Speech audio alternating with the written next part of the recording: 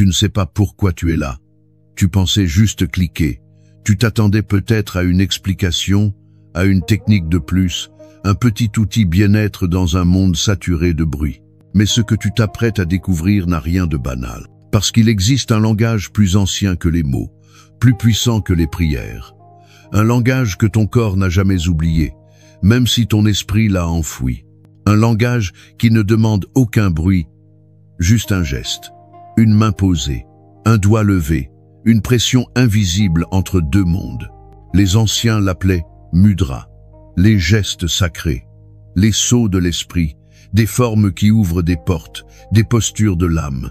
Et ces gestes, aussi simples qu'un battement de cœur, ont traversé les siècles, invisibles, silencieux, mais jamais morts.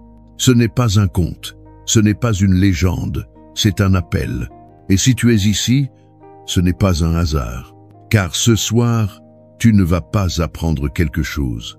Tu vas t'en souvenir.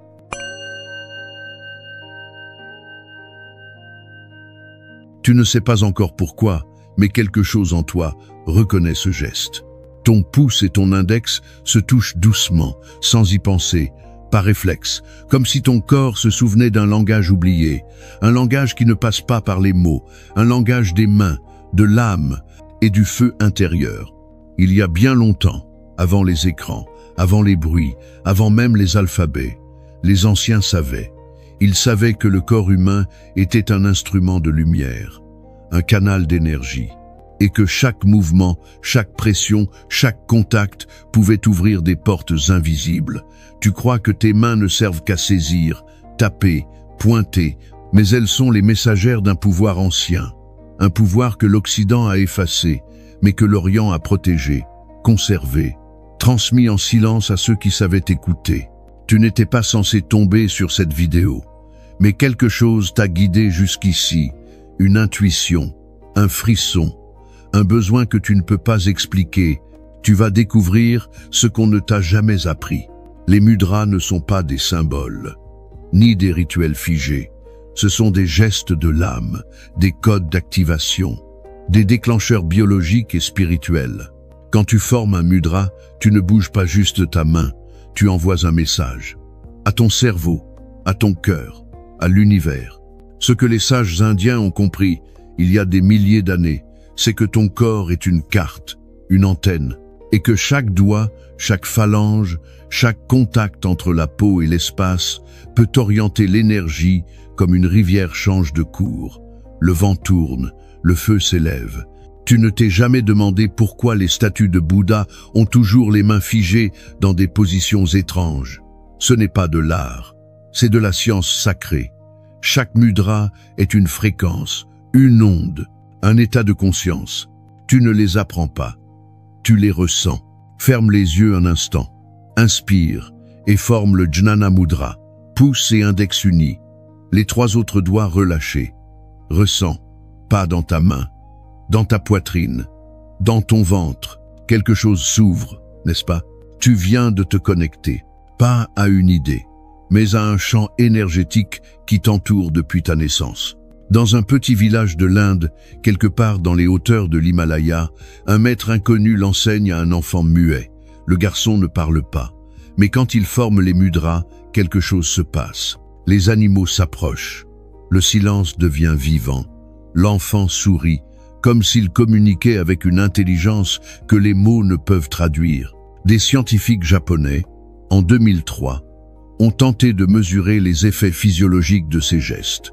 Ils ont placé des électrodes, mesuré le rythme cardiaque, l'activité cérébrale.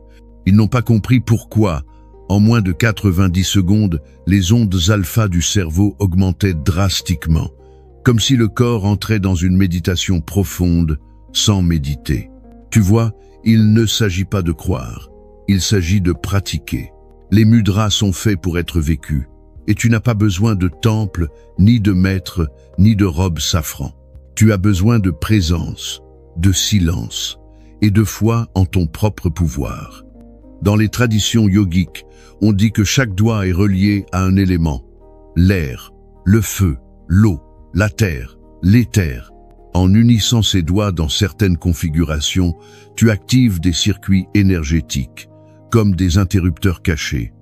Tu réveilles les nadis, ces canaux subtils par lesquels l'énergie circule dans ton corps. Tu ne les vois pas, mais ils sont là, comme les fils d'un vieux piano oublié. Et avec les mudras, tu en joues, une note à la fois. Le chant mudra, le geste de la conscience. Si tu es perdu, si tu doutes, place-le. Respire et attends. Quelque chose va remonter. Une mémoire, un feu, une clarté. Le Prithvi mudra, pour la stabilité, la force, quand la peur s'empare de toi, quand tu as l'impression que tout s'effondre, que ton sol disparaît. Ce geste te rappelle que tu es fait de terre, que tu es enraciné. Que même quand tu ne sais plus où tu vas, tu es toujours là. Et puis, il y a celui que les maîtres n'enseignent qu'à ceux qui sont prêts, le Kaleshvara Mudra, le mudra du cœur. Tu joins les bouts des majeurs, tu plies les autres doigts vers l'intérieur, tu laisses le pouce s'ouvrir comme une flamme. Ce n'est pas un geste, c'est une invocation. Tu n'es plus dans un corps, tu es dans une prière. Tu entres en toi, et là, quelque chose craque. Une vieille tristesse, un souvenir enfoui, un pardon, parce que les mudras ne sont pas là pour t'apaiser, ils sont là pour te révéler. Tu ne canalises pas une énergie extérieure, tu révèles celle qui dort en toi depuis toujours. Continue à respirer, ne pars pas, ce n'est que le début. Tu sens ce frisson qui monte? Ce n'est pas un hasard. Depuis des siècles, les textes sacrés t'en parlent, mais tu ne les as jamais vraiment lus, pas avec ton corps, pas avec ton souffle. Les Védas, les Upanishads, même dans les écritures tibétaines, les gestes sont là, codés, cachés entre les lignes. Ce n'est pas de la superstition, c'est une mémoire universelle. Et tu es en train de la réveiller. Il y a eu un jour, il y a très longtemps, où un homme s'est assis sous un arbre. Il avait tout quitté, son palais, son nom, son passé. Il avait marché sans but, sans carte, jusqu'à ce qu'il comprenne que la seule vérité à trouver était en lui. Il s'appelait Siddhartha. Mais ce jour-là, il est devenu Bouddha. Et tu sais ce qu'il a fait à ce moment précis quand l'illumination est venue. Il a posé sa main droite vers la terre, doigt pointé vers le sol, paume ouverte. C'est le Bhumisparsha Mudra, le geste qui appelle la terre à témoigner. Le geste qui dit « Je suis éveillé, je n'ai plus peur ». Ce geste, tu peux le faire maintenant, ici, dans ta chambre, dans le métro ou assis sur un banc. Tu n'as pas besoin de feuilles d'or, tu as juste besoin de silence. Parce que ce geste, quand tu le poses, c'est comme si toute l'histoire du monde te reconnaissait. Et qu'enfin, tu reconnaissais qui tu es. Les moines tibétains ne t'en parleront pas, ils n'ont pas besoin. Leurs mains le savent, observe-les. Chaque prière, chaque offrande, chaque battement de tambour est accompagné d'un mudra, une chorégraphie invisible, un langage entre l'homme et l'infini. Mais ce que tu ne sais pas encore, c'est que ces gestes ne sont pas que spirituels. Ils sont biologiques. Tu veux de la science? Écoute. Des études menées à Stanford en 2012 ont démontré que certaines positions des doigts, tenues pendant 3 minutes, réduisent le cortisol, la fameuse hormone du stress, plus efficacement que certaines techniques de respiration seules. Pourquoi? Parce que ton cerveau ne fait pas la différence entre une émotion et le geste qui l'accompagne. Quand tu souris, même sans raison, ton cerveau déclenche les hormones du bonheur. C'est pareil avec les mudras. Tu ne changes pas d'émotion, tu changes de posture, et la posture modifie ton état. C'est là que la magie commence.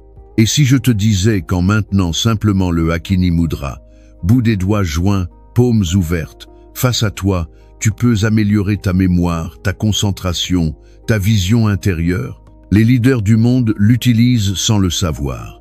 Tu l'as vu, ce geste, sur des photos d'hommes politiques, des PDG. Ils ne savent pas pourquoi ils le font. Mais leur corps, lui, sait. Toi, maintenant, tu sais. Mais ne t'emballe pas.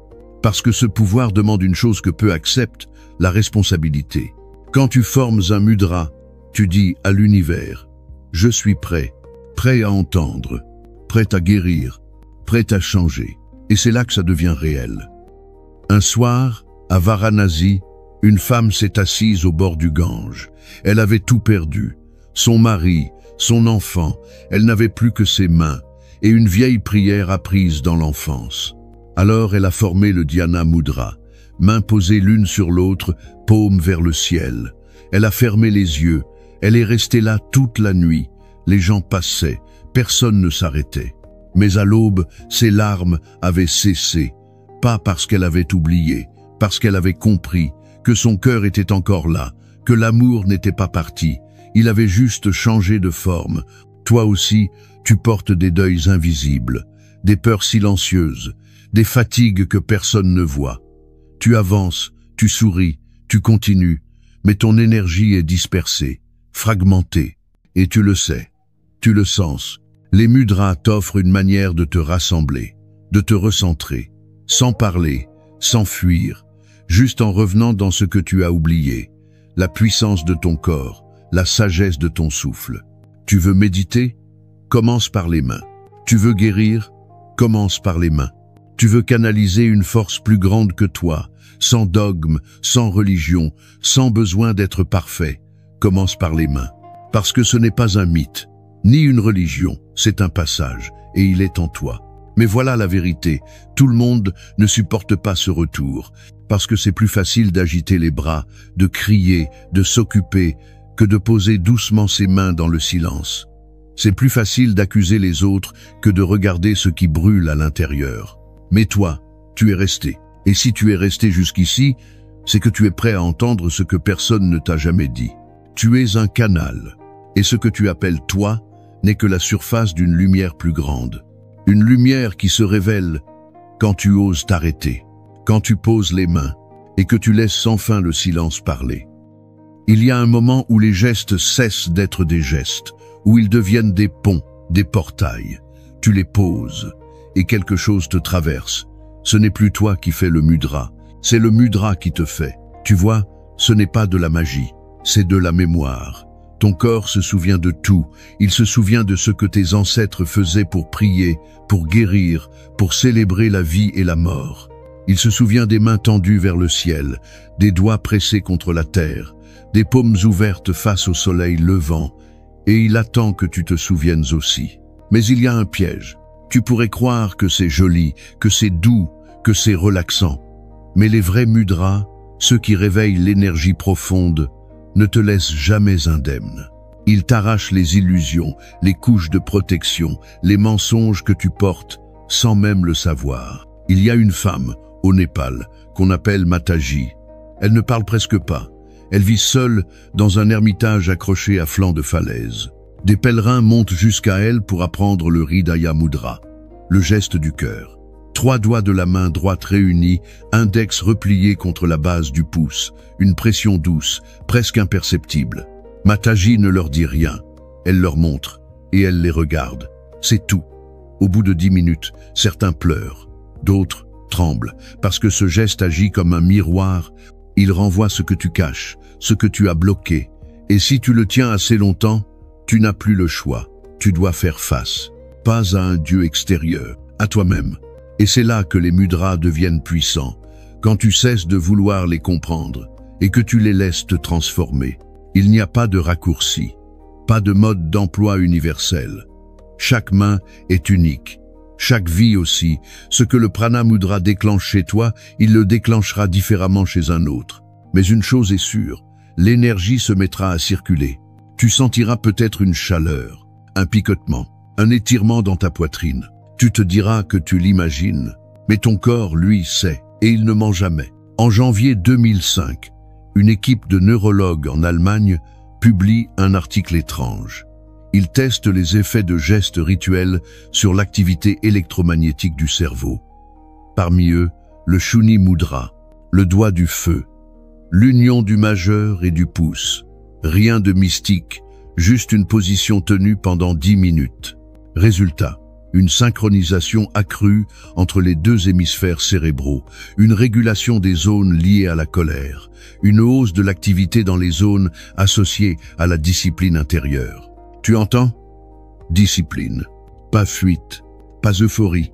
Les mudras ne sont pas des pilules de bien-être, ils sont des entraînements de l'âme. Chaque jour, tu peux les pratiquer, debout, assis, en marchant, en silence, en prière. Ils ne demandent rien, sauf ta présence. Et c'est peut-être ce qu'il y a de plus dur. Être là, totalement, pas à moitié, pas distrait. Juste là. Regarde tes mains maintenant. Regarde-les vraiment. Elles ont construit ta vie. Elles ont aimé, frappé, caressé, repoussé. Elles ont tout vu, tout ressenti. Et tu ne leur as jamais demandé ce qu'elles savaient. Tu veux canaliser l'énergie spirituelle? Ce n'est pas au ciel qu'il faut regarder, c'est ici, au bout de tes doigts, dans la tension douce d'un geste, dans le secret qu'il renferme. Et parfois, ce secret est un choc, parce que les mudras réveillent aussi l'ombre. L'Anjali Mudra, ce geste d'union, paume contre paume, est si simple que tu le fais sans y penser, pour dire merci, pour saluer, pour prier. Mais si tu le tiens assez longtemps, les deux mains jointes, immobiles, au centre du cœur, tu vas ressentir une chose étrange. Une séparation. Oui, tu ressens l'union, mais aussi tout ce qui, en toi, refuse encore cette union. Tout ce que tu as divisé, tout ce que tu n'acceptes pas, les parts de toi que tu as jugées, rejetées, oubliées. Et là, le vrai travail commence. Parce que canaliser l'énergie, ce n'est pas accumuler une lumière blanche. C'est traverser le chaos avec une conscience claire. C'est tenir les gestes même quand l'émotion hurle. C'est rester là, droit, silencieux, aligné. Et tu peux le faire. Tu n'as pas besoin d'y croire. Tu as juste besoin d'essayer. Pas demain. Maintenant. Tu es toujours là. Tu respires. Tes mains sont calmes. Il y a quelque chose de nouveau dans ton regard. Pas un savoir, une présence, quelque chose qui ne peut pas être appris, seulement reconnu. Ce que tu ressens, c'est l'activation.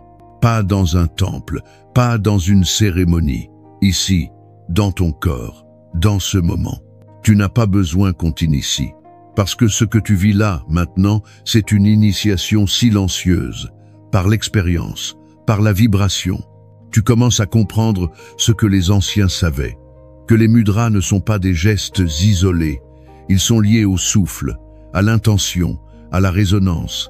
Quand tu formes un mudra, tu entres dans une fréquence, et cette fréquence transforme tout. Tu te rappelles la première fois où tu t'es senti vraiment aligné? C'était peut-être bref, une seconde de paix au milieu du chaos, une minute où tu as senti que tout était à sa place. Cette sensation rare, tu peux la cultiver. Elle n'a jamais dépendu de l'extérieur. Elle a toujours été là, cachée dans l'intérieur de tes paumes. Regarde ton corps. Il n'est pas séparé du monde. Il est le monde. Il est l'endroit où le ciel et la terre se rencontrent, et tes mains sont le point de jonction. Entre ce que tu penses être et ce que tu es vraiment, tu peux l'oublier. Revenir à la vitesse. Oublier les gestes. Laisser le mental reprendre le contrôle. Mais quelque chose en toi, désormais, ne pourra plus ignorer, car tu as touché, tu as senti, tu as éveillé ce qui dormait. Et ce feu ne s'éteint pas. Un soir, un moine zen m'a dit « Le corps est un mantra silencieux, et les mains en sont les syllabes. Je ne l'ai compris que bien plus tard. » Un jour où, sans y penser, j'ai formé un mudra pendant une tempête intérieure, et le calme est revenu. Pas comme un miracle, comme une vérité discrète qui rentre chez elle. Toi aussi, tu as cette vérité en toi. Tu as peut-être grandi dans une culture qui a tout misé sur le mental, sur l'intellect, sur l'action. Et ton corps est devenu un outil, une machine, mais jamais un temple. Les mudras te rappellent que ton corps est sacré, et qu'à chaque instant, tu peux revenir à cette sacralité. Quand tu es perdu, quand tu doutes, quand tu as mal, tu peux toujours poser tes mains, former le geste juste, celui qui apaise, celui qui aligne, celui qui éclaire. Il n'y a pas un seul mudra qui convienne à tout le monde, il y a le tien, celui que ton âme reconnaît, celui que ton énergie réclame. Et tu le trouveras quand tu arrêteras de chercher, quand tu t'assiéras et que tu laisseras tes mains parler à ta place. Ferme les yeux. Inspire lentement, pose les mains sur tes genoux, forme le Jnana Mudra. Laisse l'air entrer doucement, il n'y a plus rien à faire, juste être là. Tu es prêt, et tu n'as plus besoin de fuir. Tu n'as plus besoin de t'expliquer, car maintenant tu sais. Tu sais que les gestes anciens vivent en toi. Tu sais que tes mains sont des clefs, et que le monde qui s'ouvre quand tu les écoutes n'a pas de nom, mais il a un goût. Celui du retour, celui de la paix, celui de l'éveil. Alors la prochaine fois que tu ne sauras plus quoi faire, ne fais rien. Pose tes mains, ferme les yeux, et souviens-toi, tu n'as jamais été seul. Tu as toujours été guidé, et tes mains le savaient déjà.